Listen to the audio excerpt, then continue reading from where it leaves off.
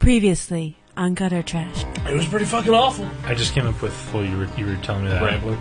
Well, you were rambling. I was trying to think of the nicest way to say rambling. It's not a guilty pleasure, it's a pleasure. No, we were absolutely not doing that. Right. We are not. There's no way. Dun dun dun dun dun dun dun dun. Yeah. Crossover of Spider-Man and the New Warriors from the early 90s. I really enjoyed it. Oh, that guy's in it too. That's what I just fucking said. Yeah. But that's not who I was talking about. Okay. I was just thinking of that guy. I was like, I don't know his name.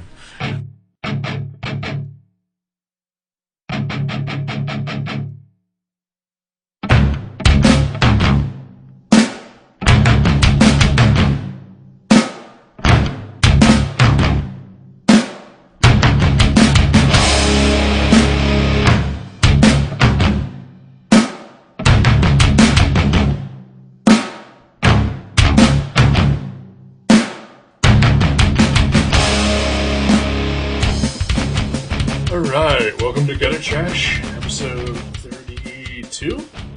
Yes, 32. I'm Gutter. Of trash. I was like, are we really doing that? I'm a little disappointed. I thought you'd be right on top of that. And not questioning my comedy attempts. Okay, I'll play along. Do it again? I'll play along. Hello, everybody. Welcome to Gutter Trash, episode 32. I'm Gutter. I'm trash. Alright. I felt that sounds like two like long Morning lost. CJs. I was thinking long lost dreadnoughts from G.I. Oh, okay, yeah. Like the two that come with some weird vehicle that nobody bought. Right. But we'd have those awesome chainsaw guns. Oh, and like flamethrower backpacks. Yeah. Oh, that'd be good. But we'd have to speak in Australian accents. Oh, yeah.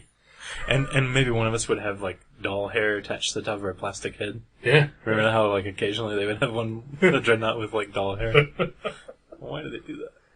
Because they were terrible.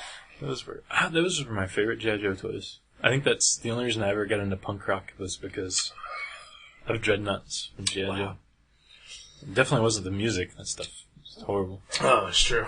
They're not really good musicians, those punk rockers. Except for Cold Slither. I think, did we talk about Cold Slither before, or am I just having deja vu? I don't recall it, but I don't recall a lot of things. The Dreadnought punk band that Kermit put together. We have not talked about that. Somewhere, some guy in like Indiana or Idaho or Wyoming has put together a band called Cold Slither that has recorded all the songs. I just know it. You know? Like, I've never read about it, but It's got to have happened. Oh, when we're done here, remind me and we'll look it up. Okay. We'll see if it exists. I would order we'll that let everyone know on the next episode. I would definitely order it. I can't even remember their songs, but I think they were more like hair metal, but they said they were looked like punk rock, right?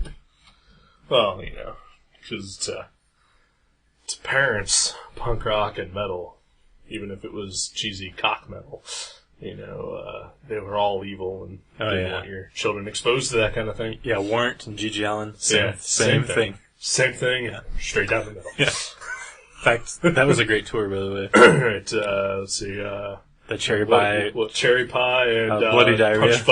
Punch, fuck, fight, yeah. Yeah.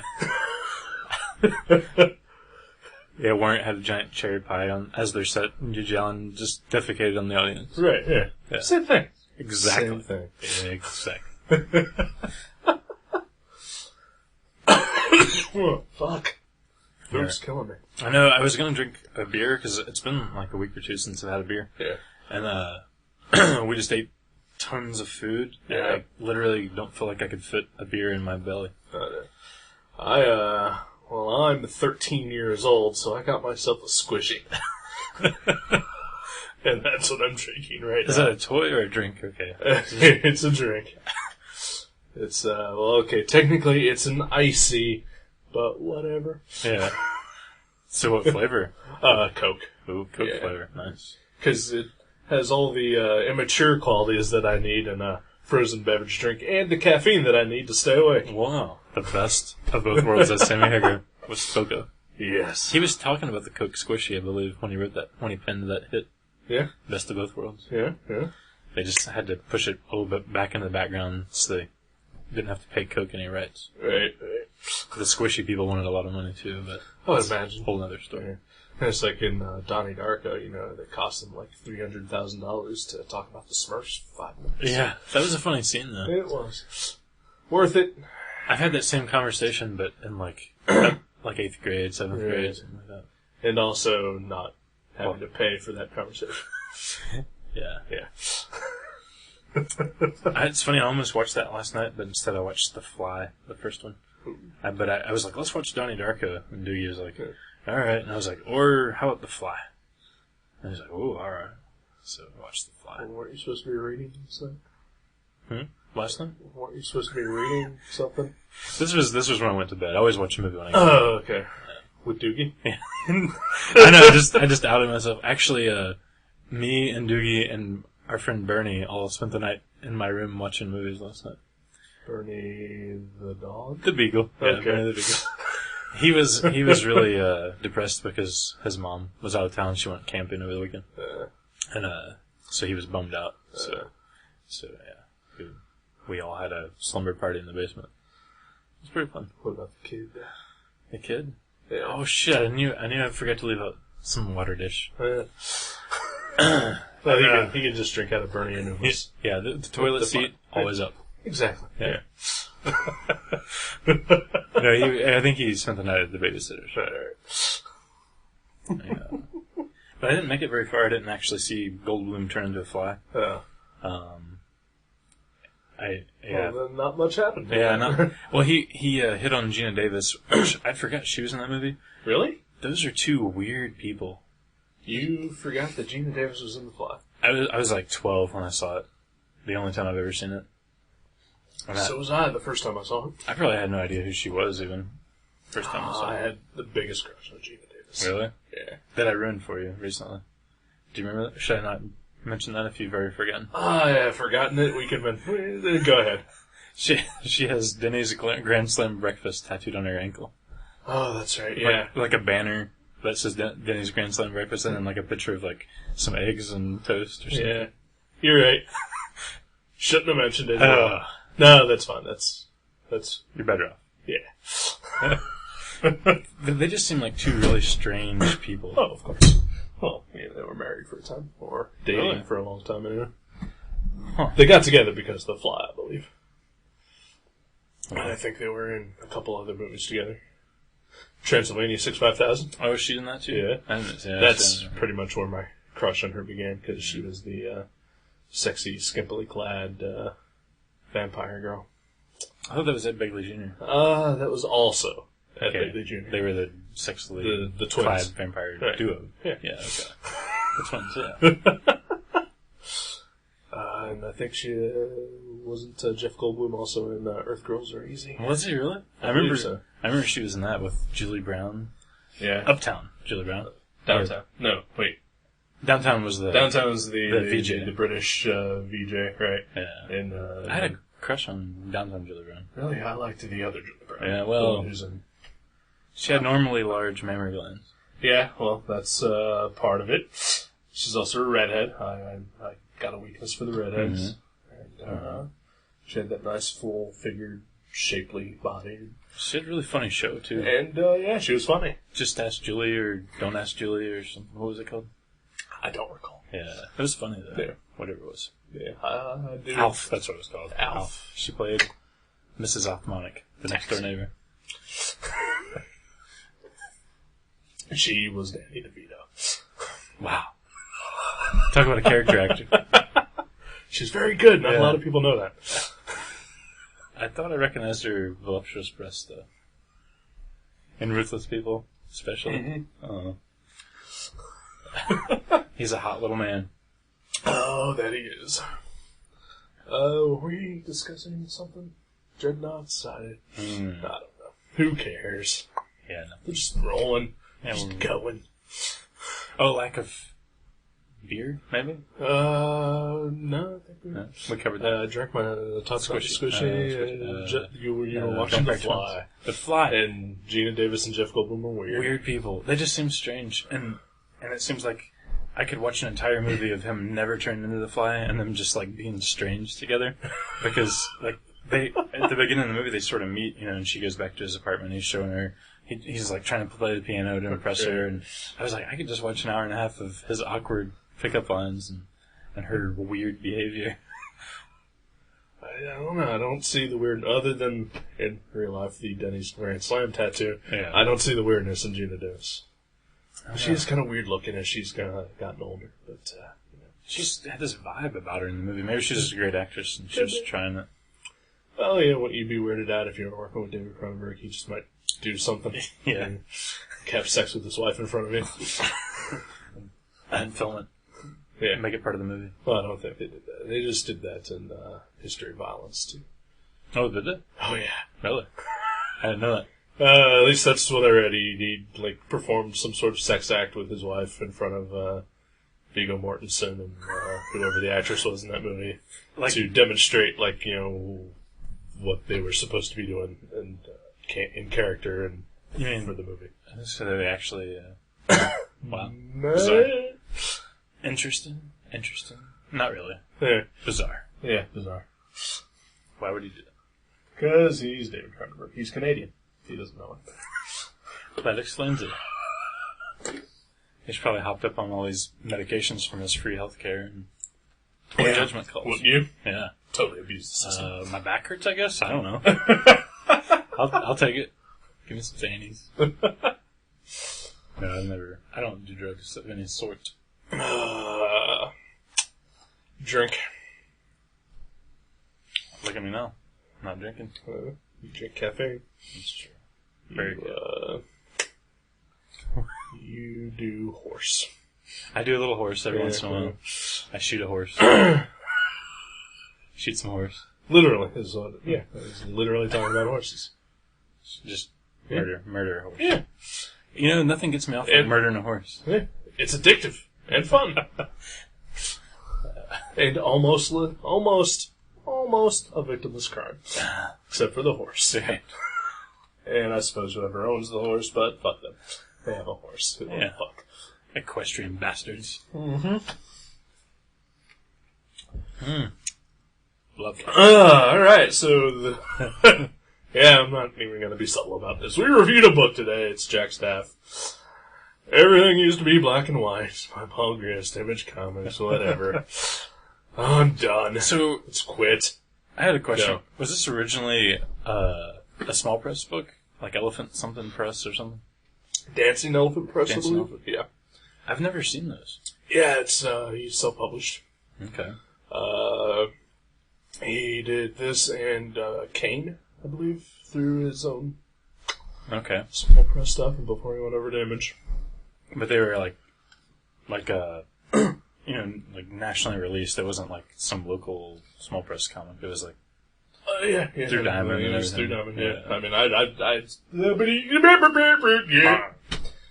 when I got into Jack Staff, I got in when he started publishing at Image, and I'd wanted to check out the original series, and I think the Bookery and Fairborn and Dark Star 3 had the original issues. Then eventually Image put this out, so I bought it. Okay. Yeah, I don't think I've ever seen those singles. But for the listener, this is Jack Staff. Everything used to be black and white. Trade paperback of all of Paul Grist's original self-published issues of Jack Staff before Image started publishing them. Yeah, it's a good chunk of book. It's 12 issues. Yeah. Yeah. And no ads, so No they ads. didn't have to trim and fat. I don't recall there being an issue of the new series right here. Uh-huh. See if there's any ads in it. I just always happen to keep one on hand because that's what I do. Yeah. Yeah. I don't know. I'm a jackass. Did you just pick that up? That's brand new, isn't it? Yeah, it is. It's fairly new. Issue number 20. Caught in the Flood. Wow. Full color. Britain's Greatest Hero. Paul Grist comic. Just saying words. What, you're looking for while I'm ads? flipping. No ads in this. Cool. It's keeping it real. Keeping it real. Alright, full disclosure time. Jack Staff, my absolute favorite superhero comic being published currently. Yeah? Yeah. Yeah, I'm totally fucking biased about this, and I will fight you tooth and nail if you disagree with anything I say. No, I'm kidding. I'm sure. kidding. I'm up for a lively discussion. Okay. I wish I hated it, but I didn't. I really liked it. Okay. I'm sure there's things that you appreciate that, more so than me, because you said before it's one of your favorite books, and just now you said it's your favorite superhero book. So, yeah, I really enjoyed it. He's an awesome storyteller and artist. Fantastic. All right, show's over. Yeah. That's all that needs to be said. Man, I wish I hated it. Sometime I'll pretend like I did. No, it's fun. I have some negative things to say. Oh, yeah. Let's go. Yeah. Blah, blah. You would think with 476 characters it would get a little confusing. But That's one of the negatives. really, you think... I Not got so lost much once or twice. confusing. I get lost occasionally, especially the way he does his stories. The non-linear... Non-linear, he'll tell like a chunk, like a 4-page chunk about one character and then completely switch over to another character. Right. And we won't visit that first character until the next issue. Yeah. Yeah, that gets confusing. Yeah, there's a couple times I forgot, like you said, Yeah. oh, that's right, he was doing that thing. Yeah. That's pretty much my thing, is that, it's been like 2 weeks, 3 weeks almost, since I read this. Mm-hmm. And then you've had it for that entire time. Even when I was reading it, by the time I got to the end, I had completely forgotten most of what happened in the first half. Right. And so now, 2 weeks later, I don't remember anything. I just know that I loved reading it. Yeah, that's all that matters. I like how he obviously totally embraces the superhero genre and understands it and grew up reading it, but he's telling a story that's different than, most of the superhero stories being published. Yeah. Well, first of all, I'd say it's one of the more fun superhero stories I've ever read. Yeah. I mean, Without ever being a comedy. Right, Yeah. yeah.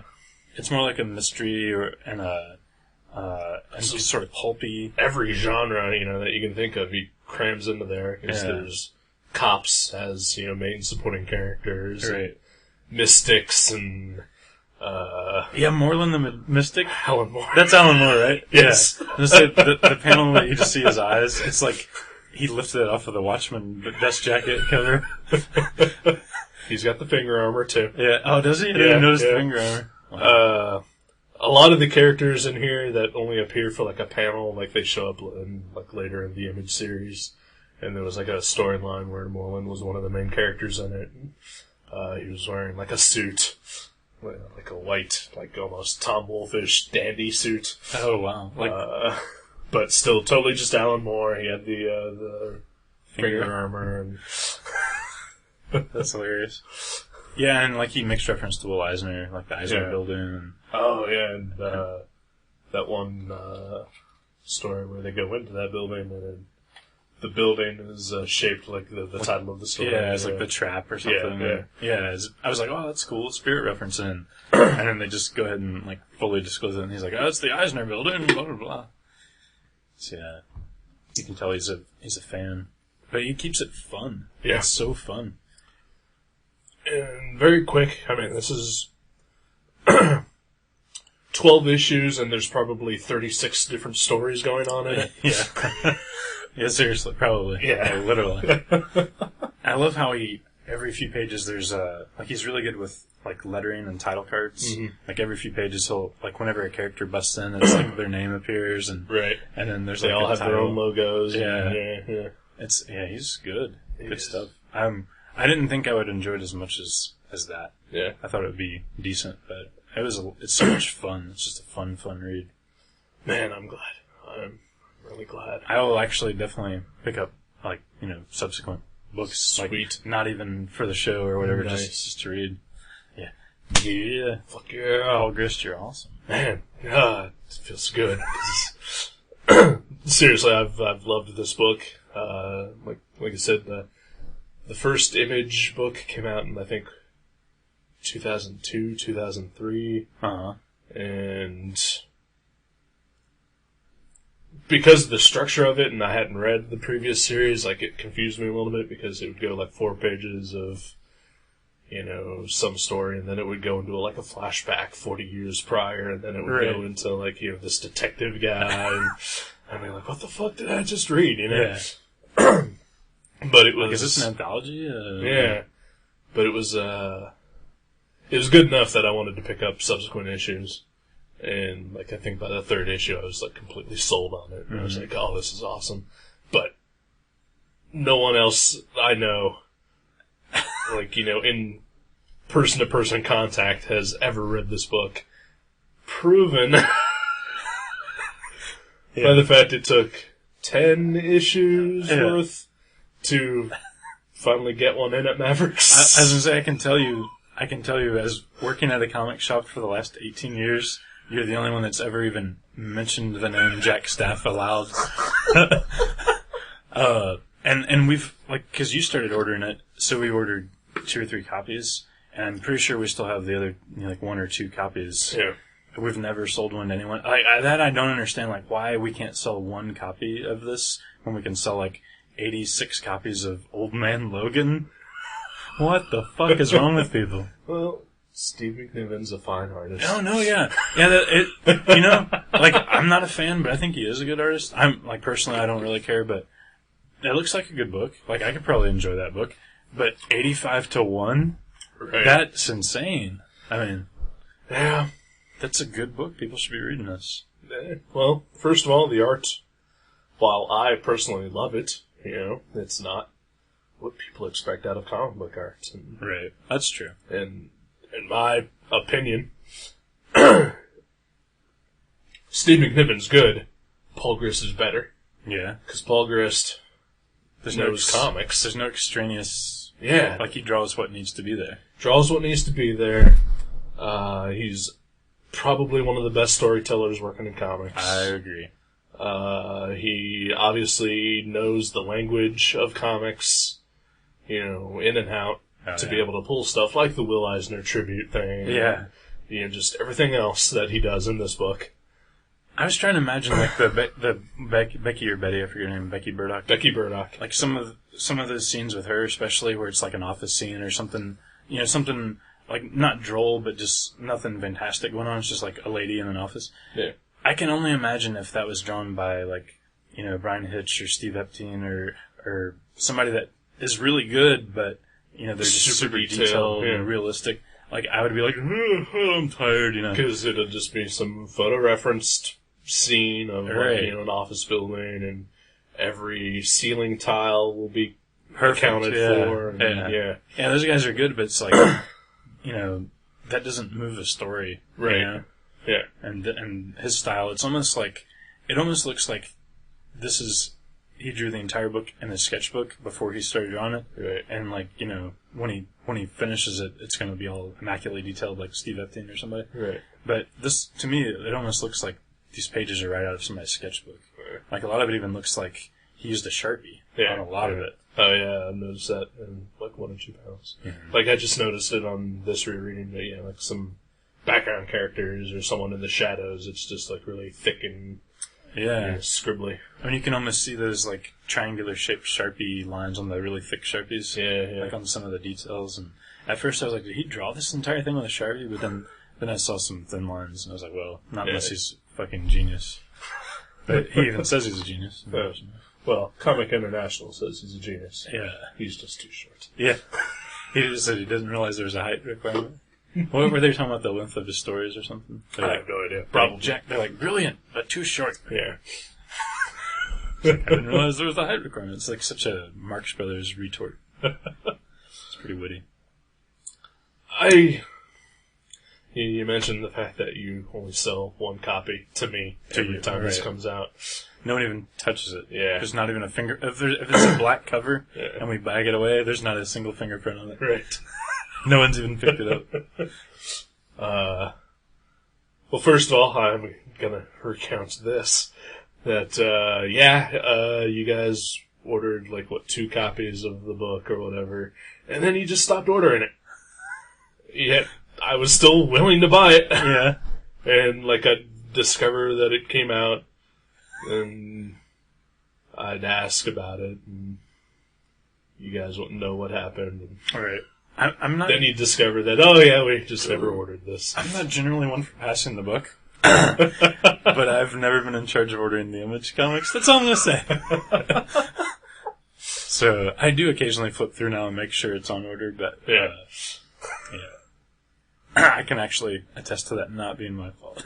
Yeah. The other problem I had at Mavericks was your fault, but added Green Lantern. Yeah, I was getting Green Lantern for like 3 months. I don't read Green Lantern. Yeah. But I was blaming everyone else. Was blaming Matt as blaming Jeremy because they're doing the files. Right. They're fucking up, obviously. Yeah. And I was like, God damn it, you know. Nope, you wrote Green Lantern on my file card. And apparently the guy who asked me to write Green Lantern on his file card, your neighbor, that I thought was your number, I get your numbers mixed up, apparently he kept complaining to them that he wasn't getting Green Lantern. And then I put it together, I was like, wait a minute. And I looked and I was like, oh shit, I wrote it on the wrong card. I should just start putting Jack Staff in his file and Green Lantern in yours. Well, that's the other thing I need to bring up about Jack Staff. I can't blame you too much for not getting Jack Staff in my file every time it comes out. Right. Because sometimes it only comes out once a year. Yeah, it's kind of inconsistently published. Yeah. It's like I said, issue number 1 came out, or the current series came out in like 2002, 2003. And they're on issue 20 now. Yeah. Do the math. That's 6 years for 20 issues. Should be 70 issues or so. Yeah. Is he? Does he do other stuff too? I don't know. I know occasionally he'll contribute to something. I think he did some sort of Doctor Who project recently. Oh, really? It seems like he did something in the Bizarre comics, didn't he? I'm pretty sure. I believe so. Yeah, I think he drew something for that. So that he probably does that sort of thing just every once in a while. Does a short story. Well, I'm sure they pay. With DC, probably paid him, which I'm sure helps when you're a self-publisher. Yeah, I'm sure the Doctor Who people pay them. I'm sure he's not selling a ton of Jack Staff. I mean, probably not. We're not. Which is again just devastating. Yeah, it's so awesome. I mean, we're not as like independent comics friendly. I mean, we're friendly to independent comics. We just try to order them and support them, but we just don't have as many people buying them as some stores. But I'd imagine if we're selling one copy, there's probably not a lot of places selling 30 copies. Right. Oh, hell no. I mean, considering you guys sell 30 copies of X-Men or something a month, sure. Oh, more than that, yeah. Well, then second tier book. Yeah. Daredevil. We sold I'd say 30 or 40 Daredevil. Yeah, not nearly as many Jack Staff. Which is a shame, because I like shopping at Mavericks, but if it's not a store that I'd ever want to go to and just browse through the independent stuff just to see what you got. Right. Because you got some zombie books written by some guy in a basement, and then, some mini comics. And some mini comics, and then something from Top Shelf, and that's it. Yeah. We try, I swear. What I usually do is... Warlock the Comic Addict. Oh, that looks awesome. Can't believe you ruined my next pick. You used to see the Leprechaun comic that came out this week from Blue Water Press? I saw the same publisher. Yeah. I saw it. I didn't flip through it, though. There's the page where he's introduced. It's like 5 or 6 pages in. You just flip the page, and there's this 2-page spread of the Leprechaun coming out of this, trapdoor or something. And in your mind, you're like, that could be neat if done. No, it's terrible. It just looks like they took a panel and enlarged it to a 2-page spread.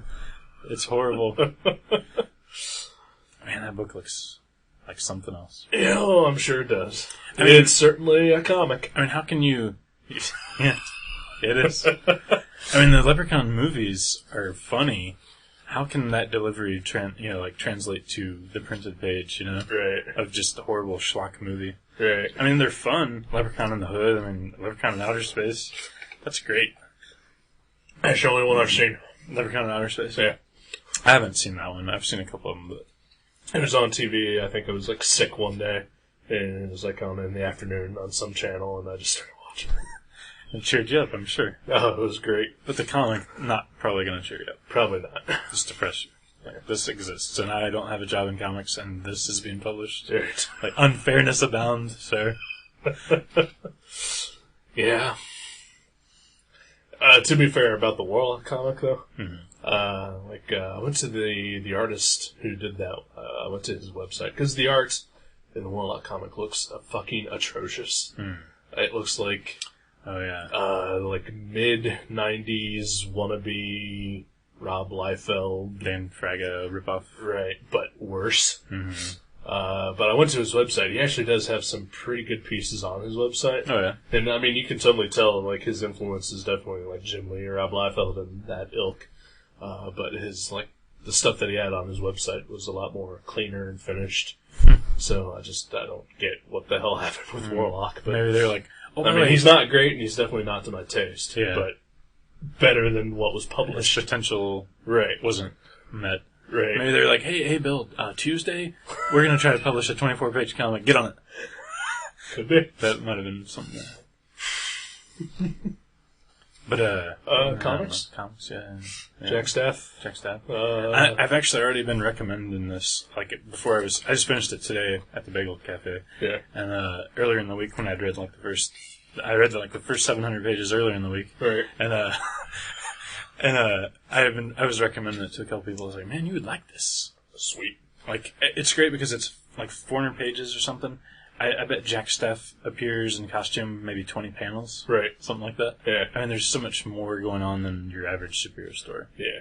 And there's like 700 supporting characters that show up and in and out of the book. And he does a good job of keeping you like familiar with who's who. Yeah. Like even if some of them sort of look the same, a couple of the detectives, like the guy that ends up being the Claw, he sort of looked like one of the detectives, and I was like, but like we said earlier, he always puts those name placards up, and it's sort of, it almost is kind of tongue in cheek, like, you know, like comic booky, right? Like they even make a reference to something being too comic booky in the story, but it's like a serious story just done in a fun enough way that you can really enjoy it.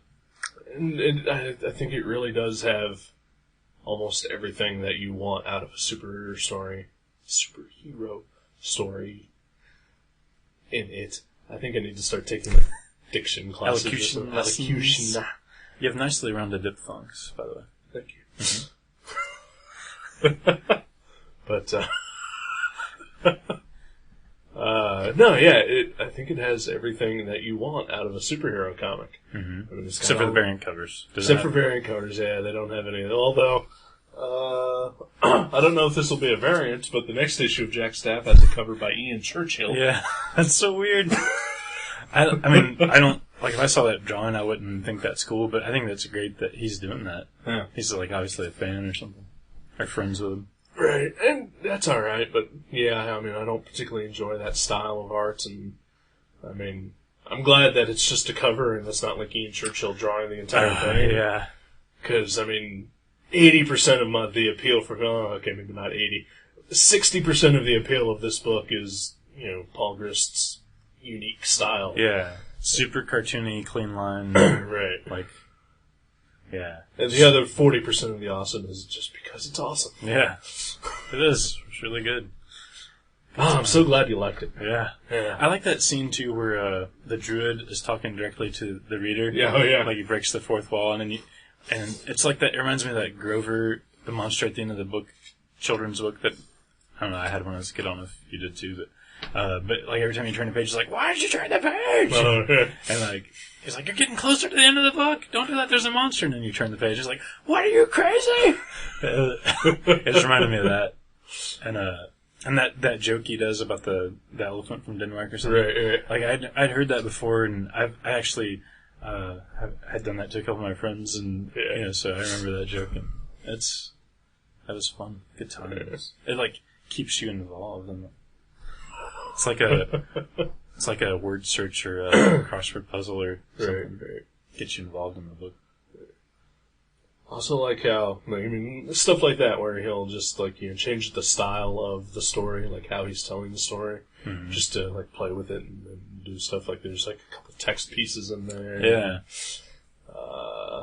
Like, the most recent issue has, like, half-page ads at the bottom of the story, but for, like the old, like, DC type style thing, you know, cool. where, like, they would just like have like 3/4 of the page like be the comic, and then underneath would just be an advertisement for like shotguns and grit and stuff. Well, like for this, it's like all for like this pizza place. But then like at the end of the issue, like the pizza place like actually plays a part into the story. So, okay. But like you're just reading the page, and all of a sudden like eat pizza. Yeah, he definitely has like a kind of designer's eye for placing interesting looking layouts and things like that. Yeah, interesting looking. Speaking of interesting looking layouts. Oh yeah, that reminds me, you said something about the text piece. One of the first ones is about the bodybuilder that got killed. Yeah.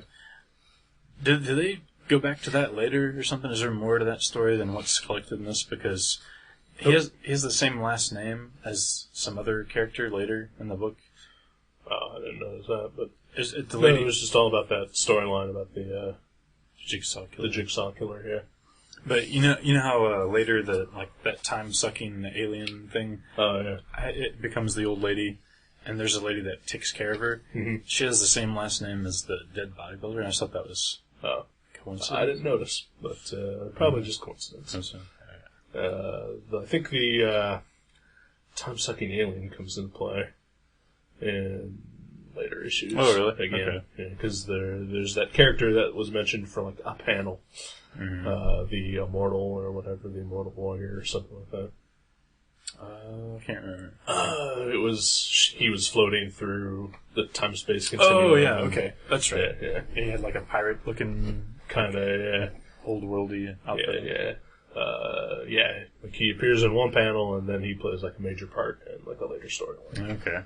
So yeah, and it's just you can definitely tell like he's got stuff planned for this book, but at the same time he's willing to just do crazy shit every once in a while too, and it's awesome. You can tell he's having a lot of fun. Yeah, I just wish he would do it more. Yeah, he must have some sort of day job, some other art job. I guess, because I know for a while, it's like last year he said that every issue was going to be on time, monthly or bi-monthly or something like that. I think that lasted 3 issues, but we did get more Jack Staff for a very short period of time than we had in years. Yeah. That's me and, the other fan. Yeah. The guy in Wyoming. Yeah. That reads Connecticut, I believe. Oh. Because I talked to that guy occasionally. Yeah. He's, I think, one of our listeners. You're the chairman. He's the treasurer of the Paul Grist fan club.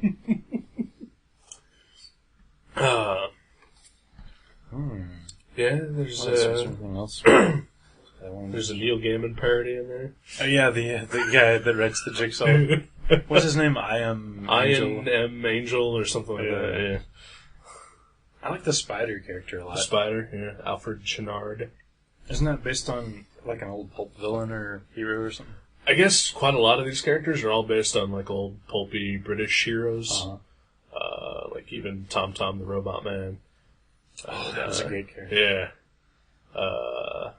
I bet that. I mean, it's like if you just look at the surface, like all the characters are sort of based on Marvel characters, like Union Jack and Captain Britain and Captain America and Sergeant States. Yeah, he's a great character. Yeah. But I guess they're actually mostly just all based on old British characters. In his art style, it kind of reminds me of early Giffen art a little bit. Mm-hmm. Have you seen that? Yeah. Mm-hmm. Maybe even like real. Oh, of course, I was gonna say maybe early Ted McKeever, but early Ted McKeever was kind of the ripoff of early Giffen, I think. So, but yeah, it kind of reminds me of Keith Giffen, like just the shadows and the just the way he draws simple lines. Yeah, I can see that. Yeah, good stuff. Very good stuff. Dead air. Dead air. I'm just flipping through the comic here. Oh, hey. Read along, everyone. Pull out your copy that you bought at Mavericks. Yeah. Ooh, there's a character in this named Maverick. Yeah, Detective Maverick. He's an old-fashioned copper. Yeah, this is very old-worldly. Like, it has a lot of, and, just old-time detective pulp. Like, is that joke ever going to get old? Never for me. Never for me. Frank Miller, that's the gift you've given me that keeps on giving. I'll find out he's got cerebral palsy or something. I'll feel really terrible. Yeah. I'll be like, wow, I've been making fun of a retard for 18 episodes. But, And I really like this Q agency. It reminds me. Yeah. It's like if X-Files was fun. You know? Right. Like the good episodes of the X-Files. Yeah. Yeah, it's got a lot of just different kind of characters. He does have finger armor. Or wrist rings. It looks like a bunch of big rings. Yeah. But yeah, that was clearly Alan Moore right there. And there's the escapologist, Charlie Raven. I love that word, escapologist.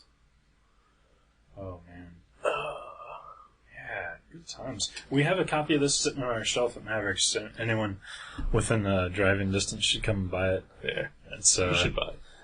I should, but I've already read it. It's it's only $20 cover price, and it's like 400 pages, and we discount them 25% off, so $15. What store is that again? That's Mavericks Cars and Comics, located at 2312 East 4th Lane on the Wood Lane Plaza. Although you may not see it because the sign's not there right now. They took our sign down. They're redoing the whole lot. They're making it. They're sprucing it up to match the awesome mall that moved in down the road. The green. Yeah, they're putting trees and painting the roof green. Yeah, there's nothing wrong with that. Nothing at all. Nothing at all. Except you don't have to pay for it, right? Except for our rent's probably going to go up a little bit. Oh, okay. Well, then you do have to pay for it. I'm sorry. Yeah. Ooh. Squishy. Mm-hmm. Sometimes I get a squishy when I expel gas, but it's never when I burp. It's something totally different.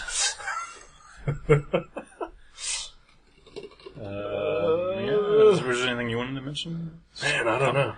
It's just happy to be talking about this with someone. It seems like one of those, like, it's going to be one of those books that years from now people are. There was a gem that just sort of went unnoticed. Yeah. I really do think it's going to be one of those.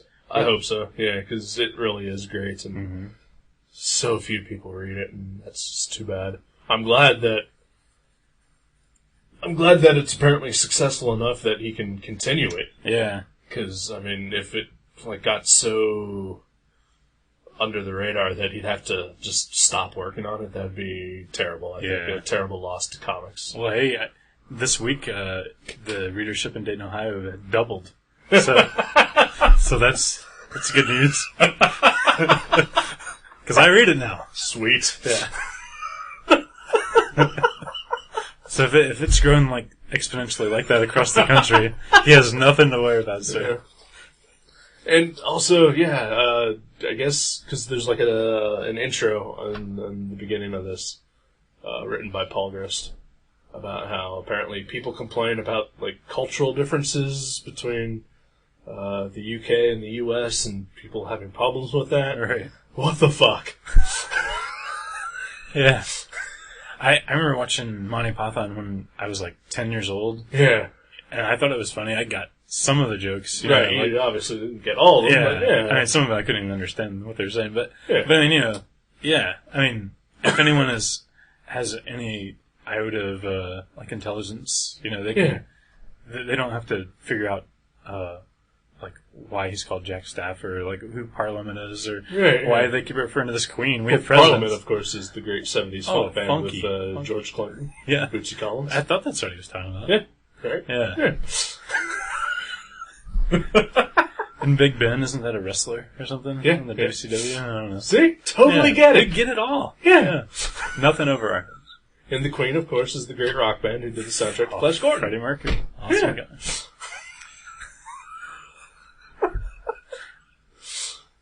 The one thing I didn't get was that Sergeant States guy. Where was he from? I think... Lithuania? I think it was, I don't know, the Thailand, maybe? That sounds about right, because he just killed David Carradine. Yeah. No, we did, remember? Oh, that's right. What was it we said? I can't remember. We were just kind of... I made fun of him because I saw him at Mid-Ohio Con, and he was talking to the Soup Nazi and Brad Dorff, and nobody was going up to them. And then, like, a week later, he died. Dead in a closet. He was probably one of our 4 listeners, and we just killed him. Depressed as hell now. Fuck, I guess I gotta be careful what I say about Pat from now on. Hey, if Pat dies with an erection, I'm sure he'll be happy. I know I will be. I mean, if I die with him. Not with... I don't want him. You know what I'm saying? I don't so what you're saying is that you'll be happy when Pat dies from you giving him an erection. Well, in a nutshell. Well, I certainly don't want Pat dead, but Yeah. if he happens to die, and I don't want him to, Right. stay that. Clearly. Because I joke about Pat on the show, and it upsets him sometimes. I'm joking. You've upset many people all the time. Well, that's true. But if Pat does happen to die, I too hope he has an erection when he does. Oh, yeah. Yeah. We all do. Exactly. So, good luck, Pat. Yeah, keep it up. Literally. Yeah. Yeah, that was a great joke in there, too, where this calendar supermodel lady, she meets him. She's like, oh, wow, I think I got a letter from another builder because he said that my calendar helps him with his, what's it called when you build something up? Erections? Or Yeah. That was pretty funny. Paul Grist is a filthy man.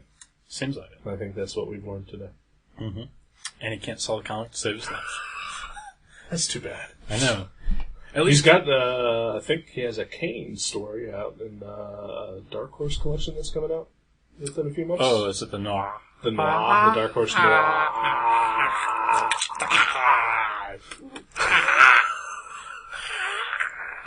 Noir comic? Yeah, that one. Oh, wow. You just kept that rolling. All right. Sorry. But yeah, at least Image is publishing it now. I mean, that sounds terrible because, like... Why does that sound terrible? Oh, We've had this discussion before. Oh, no, there's nothing wrong with Image. Okay. Nothing wrong. Okay. I'm just saying, like, he shouldn't have to rely on a company picking up his book to sell it. I mean, because, like, Cerebus didn't, and a bunch of people didn't. Yeah. Bone didn't. Oh, Bone, I guess, did go to Image and left, but... Right. But, did Strangers in Paradise at one point. At least maybe now some people will actually at least give it a glance. Right. If it has the Image logo. Hopefully. Of course, it's been the Image logo for a couple of years now, right? Right. Yeah. Well, so far in Dayton, I'm the only person glancing at it. Yeah. And purchasing it happily. Every 2 years when the issue comes. Yeah. But no, I seriously love this book. I'm glad you liked it. I did. More than I expected to. Fantastic. Yeah. Alright, I got nothing else to say, though. Just, I hope more people read it. And more people have erections. Yeah, well, I hope everyone has erections, even the women. Wow. Here's to you, ladies. Here's to you, ladies. Good luck with your erections. Yeah. You can do it. Just concentrate. That's all it requires. Yeah. I'm not going to say anything else. All right. I hope more people read it. And I hope it sticks around for a very long time till he tells the story he wants to tell with it. Yeah. If he ever wraps up all those loose ends. Yeah. All right. I got nothing else. Yeah, me neither. Good times. Let's take a break. Okay. All right. Listen to music. Huh? Let's listen to some music. Okay. I haven't figured out what I'm going to put here yet. I bet this is going to be weird because we're going to be talking about this right now, how we don't know what music, and it's going to be bleeding Fading through. in, yeah. So we don't... Oh, yeah, there it is. Okay. Awesome. Good choice. Thanks. All right. All right. I hope they all like it, too. Yeah. All right. I have an erection. Sweet. We'll see you in a few minutes. Pop the open. Let's see. Get that erection out of my face. Where do you want me? Oh, goodbye. Breaking up or breaking through, breaking something's all we can do. Shoot straight, double bar, stone blaze is all we ever are. But I don't care for lies, I won't tell you twice. Because the lowlands trails, dead men tell no tales. Oh!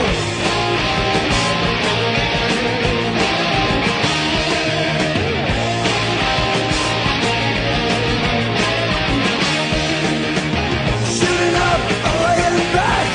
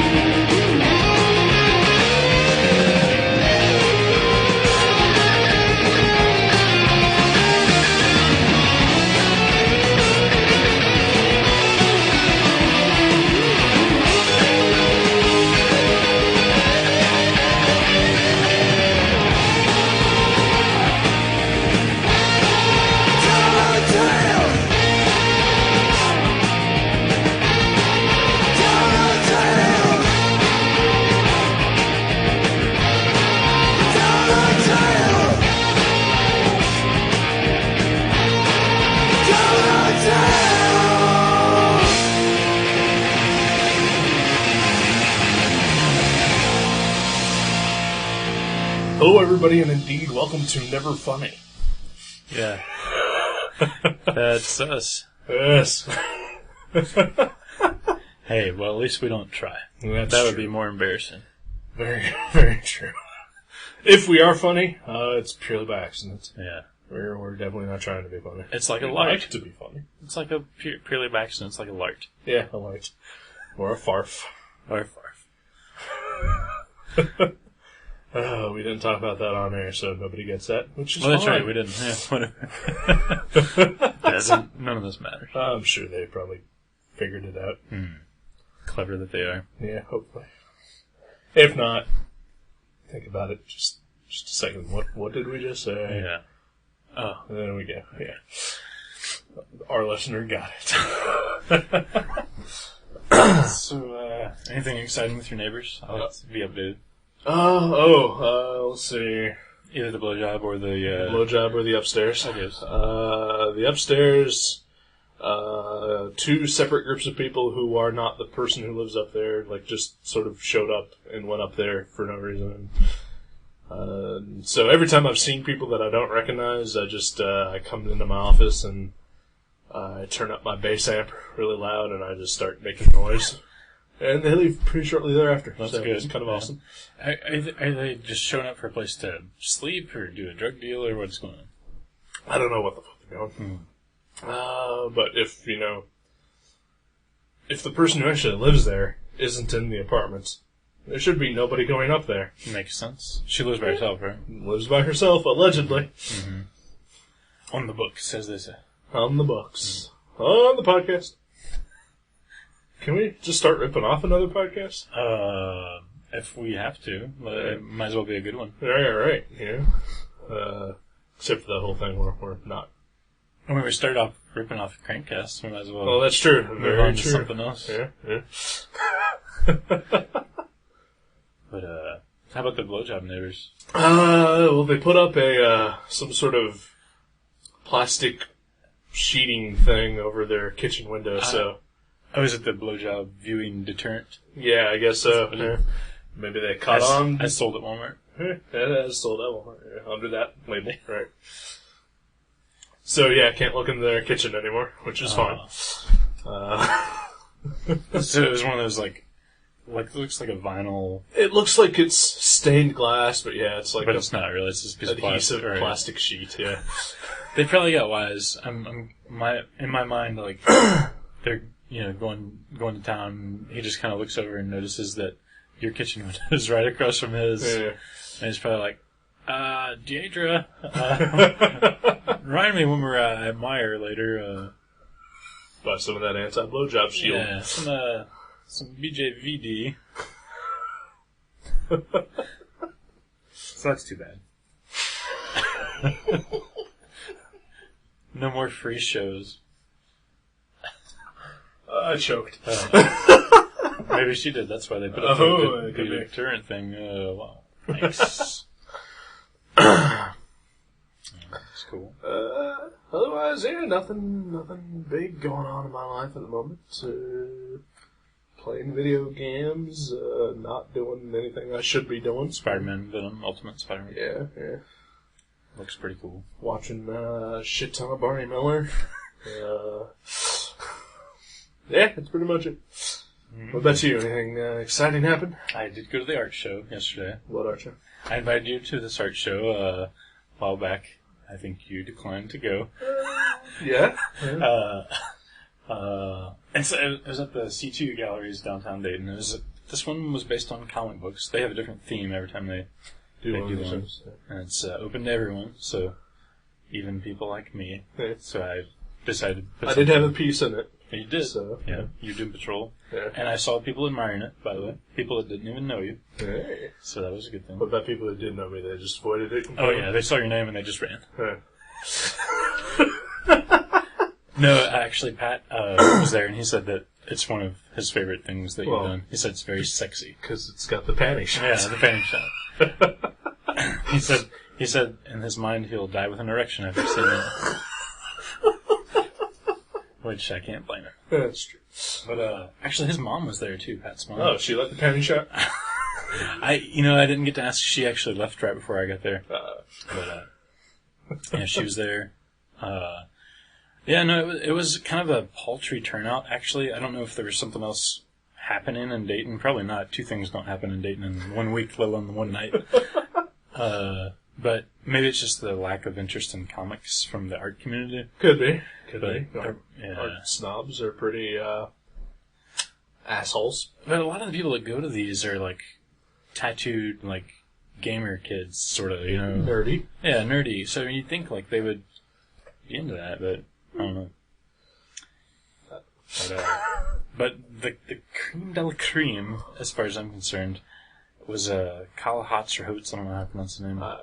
Local artist of a lot of Dark Horse and Marvel books. Awesome Artist. Also did some Ultraverse stuff. Nightman. Yeah. But currently doing The Hood. Yeah. The Dark Reign, The Hood. Dark Reign, The Hood with Jeff Parker. Originally did The Hood with Brian K. Vaughan. Of Why the Last Man thing. Or Ex Machina, which is a far better series. We won't go into that. Right. Oh, there's one you can pick. Then we'll have to definitely go good odds on it. Well, you don't like Ex Machina? I wasn't a fan. Yeah, I didn't like. How long did you stick with it? Maybe like 4 issues. Well, even still, the first 4 issues are super fucking awesome. So what the hell's your problem? All right. And See, hey, that's what I'm saying. We should do a show on this and I dug Why the Last Man, except until like the last 10 issues, which were terrible. See, I liked and especially the last one, which was the Why the Fuck. That's what it should have been called. Hillary Barta should do that. Do the Why the Fuck issue. Someone call him. But as I was saying, Kyle Hotz. Okay, but creme de la creme. He had 8 pieces of a Cal McDonald murder mystery Dark Horse book. Steve Niles. Yeah. Yeah, I don't give a shit. Oh well, none of the words. No, I don't care. It was all the art. It was fucking amazing. If it was any other piece of his art, I would have been happy to go. But like I said, no words, so you wouldn't have to use words. I seriously do not care. That's how much I dislike Steve Niles. Oh, but if you saw this though, I'm sure it looked fine. It was but amazing. It was Steve Niles. The taint is there. Oh. I swear, I stared at it for like 20 minutes. Just like, didn't move. If he'd have had like, fucking Carnage Mind Bomb, I would have loved to have seen that. Hulk. Didn't he do like a Hulk 2099 one shot or something weird? He did a few random issues of Hulk with Paul Jenkins. Mm-hmm. Did The Agency with Paul Jenkins, which was another terrible series, but I would still love to have seen that. You know my favorite thing? Actually, I really like, he did that Mosaic miniseries. That was great. But that's not even my favorite. That was awesome. But my favorite thing that I've seen him do is, and it was an okay story, but he did this 3-issue Man-Thing miniseries. Right. That was my favorite art by him. I loved it. Thought it was so good. But I have it. I've never read it, just because that's I found it kind of unreadable. But yeah, the art was great. Yeah, I love that stuff. Oh, he's a great artist, and everything that I'm saying is nothing against him. It's against the people he works with. Mm-hmm. I got you. He works with some people I never want to read. Just try to get him.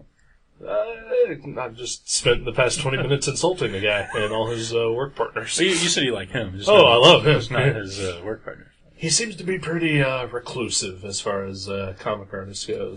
I saw him at that Gym City comic show, but he was just shopping, hanging out with his kids. Right. I think we talked about that when we talked about the show. But yeah, I don't think he does like conventions and things like that anymore. Yeah. I'm certainly he probably wouldn't stoop to the level of coming into a podcast. Yeah. Coming to my apartment. Yeah. We could give him a beer though. We could. Yeah. He probably doesn't drink. No, he's fit. He seems pretty fit. Very fit. He's just like 7'3". Mm-hmm. Yeah, he's a big, bulky bodybuilder type. Mm-hmm. Looks like a biker dude almost. Mm-hmm. But he's got like the craziest little dog. Yeah. And he draws the funny books. Yeah, you can tell like he's got that Kelly Jones style. Yeah. But I actually think he's Scarlett Johansson's breasts. Wait, what are we talking about? I think that he has sort of like surpassed what Kelly Jones does. I really do. I mean, nothing against Kelly Jones, fine artist, but I think he like learned enough from him and added his own flavor and made something that was like better than what Kelly Jones was doing. Not to give him like a silver and gold medal, but right. Personally, I just think his style is so much cooler. I think he has changed his style enough to hopefully stop the Kelly Jones comparisons. Mm-hmm. I mean, he's still definitely got a lot of that in him, but I think he's also added other elements that differentiate. Yeah, exactly. And I love them both still, separately Right. for what they are. And of course, both of them are also influenced by like Burning Rice. And, For sure. I think part of me too. I really like local stuff, and whenever he like throws in like the Fairborn Theater and the Hulk and stuff like that, it just makes me like him even more. Oh wow, that's crazy. That's almost as cool as Scarlett Johansson's bosom. That's my artwork I'm referring to. Yeah. That's even better. Yeah. Even better than Scarlett Johansson's bosom is James Dean artwork. It's a close race, but Right. James Dean wins out in the end. Just by a tit. Well, you're a fag. Could be. Whatever. I'm so disillusioned with genitalia I got you. at this point. I still enjoy it. The genitalia? Genitalia. Yeah. And I like James Dean artwork as well. So Yeah, me as well. I'm gonna put one over the other. I'm gonna go with the genitalia. Really? Yeah. I would definitely go James Dean. Because I can probably have genitalia again. I can't have James Dean artwork. Because I think the cost... It's on your computer right now. Well, yeah, and so is genitalia. Yeah. Well, sounds what I'm saying. You've got it both. You've got it all. But, yeah, I'm talking about physically. Okay. Yeah. Gotcha. Yeah, I can probably have one over the other, and it's probably not going to be the James Dean art. Because apparently he decided to quit comics so he could draw giant fucking murals. Yeah. For clothing companies. Right. I just wouldn't be able to fit into my house, is what I'm saying. I can fit genitalia in here. Oh, yeah. Plus, can you imagine how imagine how much something like that would cost if it was for sale? I mean, Right. I don't think combined both of us together could buy a shirt from that company. Let alone The original James Dean artwork. What'd you say it was like 17 by 17 200? by 200 feet. Yeah. 17 feet by 200 feet. That's what you call a big piece of artwork. Yes, it is. I don't think I have enough wall space. Yeah.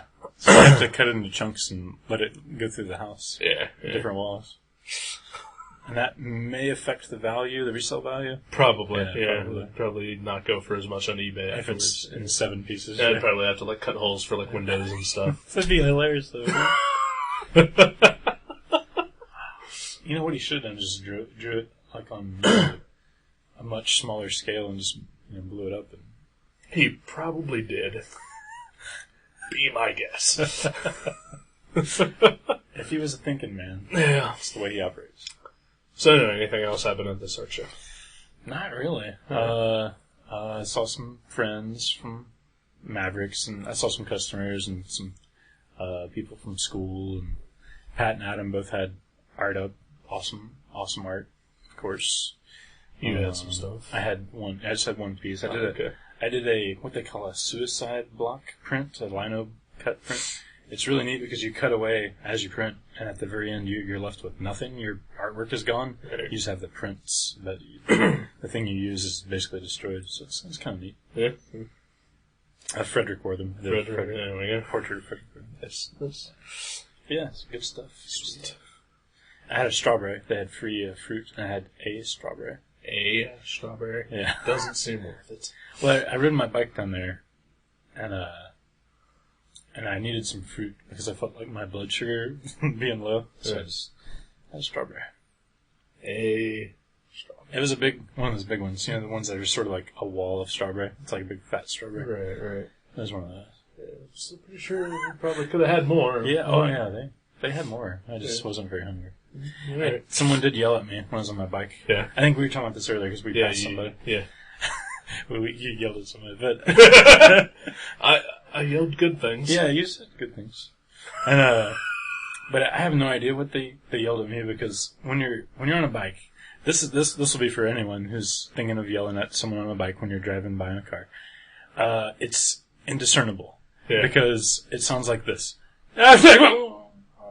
Yeah. And that's all we hear. Yeah. We don't hear "get a car, faggot" or whatever you're yelling. It just sounds like your voice travels by at 45 miles an hour, and we only hear a snippet of the sounds coming forth. Yeah. So Basic don't even science. bother. Don't even bother. Right. Just flip us off, honk your horn. Yeah. That's all you need. Flash the lights. Yeah. Run you over. Run me over. Whatever. Push me into Just the don't ditch. yell. Right. Right.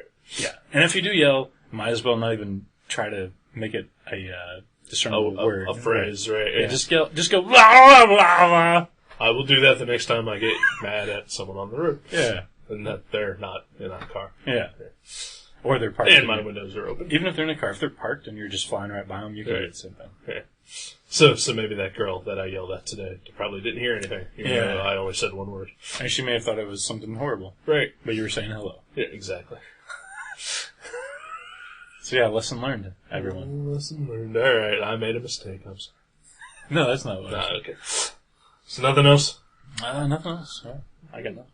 Okay. Oh yeah. It's your turn to pick a movie. I know, I was getting to that. Oh, okay. I thought you were like stuck like, what do we do now? No. Alright, so the next movie. Is it the British version of Jack Staff, the TV movie?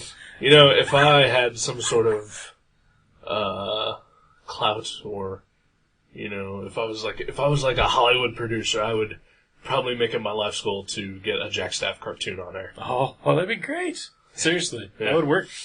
I think it would translate. Yeah, it totally All would. the short, like 20-minute kind of. Yeah, Yeah, that'd be great. but We'll sadly, work towards that. Huh? Work towards it. Yeah, sadly, I'm stuck here in Dayton, and I will never do anything other than doing this podcast. Hey, well, that's something. Okay. Well, then, in consideration of my lifelong dedication to this podcast, we're going to watch a movie and review it on this thing. Yay! The movie I've picked, alright. We did the great experiment with Jack Staff, my favorite comic. Mm-hmm.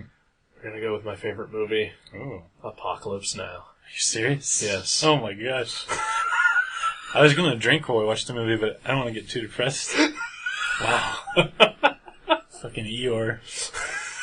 That's what it'll be. Okay, cool. I haven't seen that in like 20 years. Alright. Well, then, hopefully, it'll be a movie. Hold up or be better or whatever. Hopefully my discs aren't scratched and it'll play through, because I believe it's one of those movies that I have to actually, like, switch out discs. Wow. Is it on Laserdisc? No. Nope. Standard DVD. Remember Laserdisc? Yes, I do remember That's Laserdisc. cool. That was so great. They sell some at GameSwap. Do they really? Yeah. Like just as collectibles? Or do people actually have players now still? I don't know. I'm sure somebody still has players. I mean, both of us still have record players. Right. So who knows what the geeks have? That's true. I was trying to say, but those are cool because you don't have to interrupt your movie, but I guess you have to interrupt the flow of the album. Right. If you're listening to like Operation Mindcrime, it's one big story. You have to flip it over in the middle, just loses something. Right. You know, I've reconciled my love of Metallica with my hate of Metallica recently. And I kind of have it in my mind that, you know, I'd like to own their albums on vinyl. Mm. And I was at a record store the other day, and I saw Master of Puppets on vinyl. Classic. Very classic, very awesome, one of their best. Not their best, in my opinion. Ooh, my second favorite, though. It's my second favorite. Yeah, nice. Ride the Lightning is my first. Ooh, Injustice is mine. Interesting. But 4 records, basically 1 song per side. Wow, yeah. 1 to 2, yeah. Yeah. No, because it's only 8 Is it tracks. only 8 tracks? Yeah. Okay. Man. That's ridiculous. Yeah. And it was like $30, so I didn't buy it. Oh, that's crazy. See, I can understand if you're a DJ, like, and you'd want to play like the best sounding quality, Right. like that would work. That is the most annoying form of vinyl to me. Is when it's 2 records for like 1 album's length Right. material. I don't think the sound quality is that much better for just as far as a listener, like a casual listener. Maybe if you're broadcasting it on the radio, but Maybe. Yeah. But, you know, they've been doing alright with the CD for forever, so. yeah.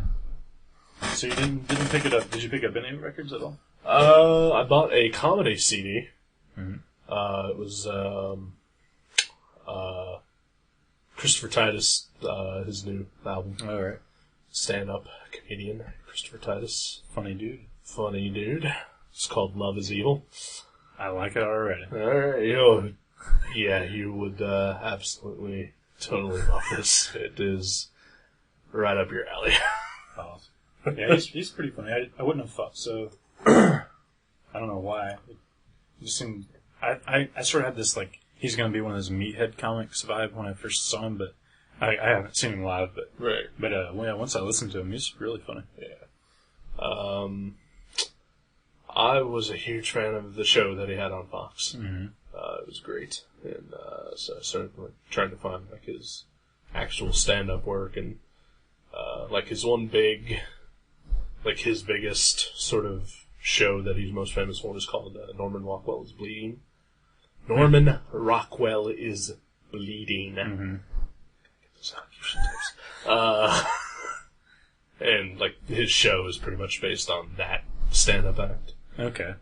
Where it's just basically his fucked up life. Yeah, it really is. And it's, like, based on reality, right? Yeah. So this new album is more of that. But still just as funny. It's cool. Yeah. So he's still doing it? Yeah. Still putting out. That's great. Alright, let's get the fuck out of here.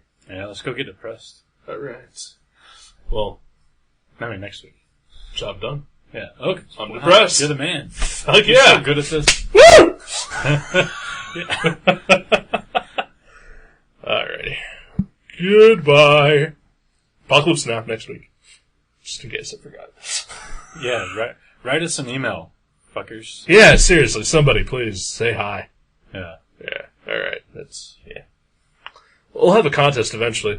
We discussed it in episode 30 or something. Yeah, about the, I forget what it was. It doesn't matter, but we're not going to do that version of anything. Oh, But okay. I still would like to have a contest. Yeah, we'll think of something good. If we... Yeah, write in your ideas. Tell us what kind of contest you want. Yeah, seriously. Yeah, there we go. Yeah. We'll have a contest, to see what kind ideas. of... Yeah, Yeah. there you go.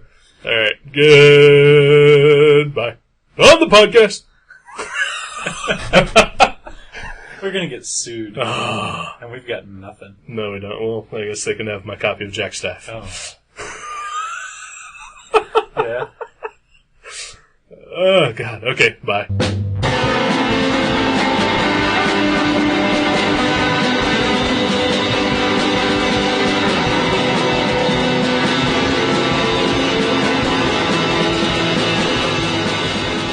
Gutter Trash can be downloaded at www.guttertrash.net, iTunes, Podcast Alley, and Feedburner. You can also find us at myspace.com/guttertrash_net, seanborn.net, and buyerbewarecomics.blogspot.com. Contact us at eric@guttertrash.net or jason@guttertrash.net. Thank you for listening to Gutter Trash. We'll see you next time.